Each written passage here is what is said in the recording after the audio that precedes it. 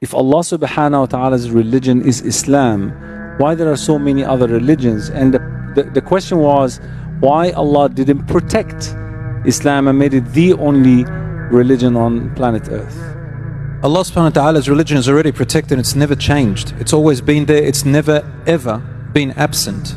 Through all the prophets, from Adam to Abraham, Musa, Isa, Jesus Christ, to Muhammad sallallahu alaihi wasallam, it's always been there. The only thing that's been changing are people. People have brought in ideologies and belief systems. And these belief systems, they come and go. Allah subhanahu wa ta'ala, for example, keeps bringing prophets and messengers.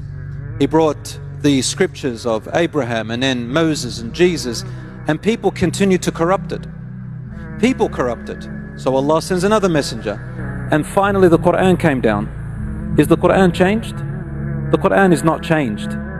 The biggest challenge for the Quran is this, to say, if you think that it's not from Allah, and if there's any ambiguity in it, or that it is not true, then bring one chapter like it. The shortest chapter in the Quran is literally 1.5 lines, 3 simple verses.